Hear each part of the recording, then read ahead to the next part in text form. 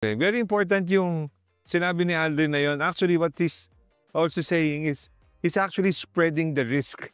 Yeah? Kasi pag binigay mo lahat sa direct customers, tapos hindi ka nang hindi sa reseller mo, pag hindi bumili yung mga direct customers mo, saan mo bebenta ngayon?